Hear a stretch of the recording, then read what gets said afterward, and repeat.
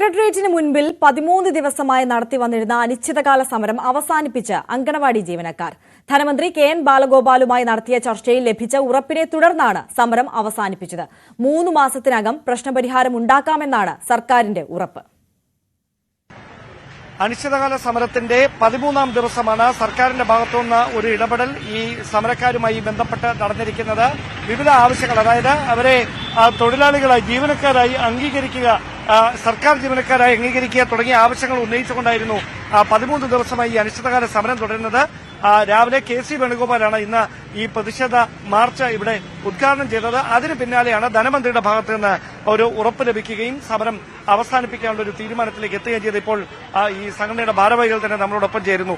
13 ദിവസമായി സമരം തുടരുകയാണ്.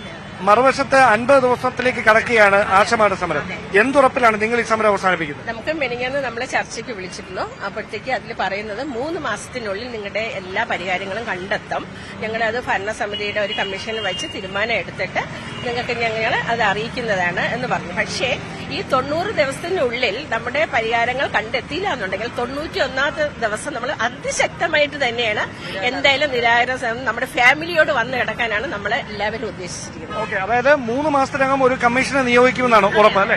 അതെ, എല്ലാ പ്രശ്നങ്ങളും അവർ പഠിച്ചിട്ട് നമുക്ക് അനുകൂലമായ നിലപാടെടുക്കാമെന്നാണ് ധനമന്ത്രിയും നമ്മുടെ വകുപ്പ് മന്ത്രിയും ഓൺലൈനായിട്ടാണ് ചർച്ചയിൽ പങ്കെടുത്ത. ആ ചർച്ചയിൽ പറഞ്ഞിട്ടുള്ളത് അതിൻ പ്രകാരമാണ് നമ്മൾ ഈ സമരം ഇന്നിവിടെ അവസാനിപ്പിക്കുന്നത്. എന്നാൽ 91ാം ദിവസം ഇതിന് നമുക്ക് അനുകൂലമല്ലാത്ത മറുപടിയാണ് കിട്ടില്ലെന്നെങ്കിൽ നമ്മൾ പട്ടിണി സമരത്തിലോട്ട് പോകുമെന്ന് നമ്മൾ സമരസമിതി തീരുമാനിച്ചിട്ടുണ്ട്. ഒരു വശത്ത് ആശമാരുടെ സമരം 50ാം ദിവസത്തിലേക്ക് കടക്കാനിരിക്കുന്നതിനിടയിലാണ് വെറും 13 ദിവസം മാത്രമാകുമ്പോൾ INTUC മുമ്പോട്ട് വെച്ച ആവശ്യങ്ങളിൽ സർക്കാരിന്റെ ഭാഗത്തുനിന്ന് അനുഭാവപൂർണമായ ഒരു ഇടപെടൽ ഉണ്ടാകുമെന്ന ഉറപ്പിൽ ഈ സമരം ഇവിടെ അവസാനിക്കുന്നത്. ഡാൻ കുര്യന്റെ റിപ്പോർട്ടാണ് കണ്ടത്.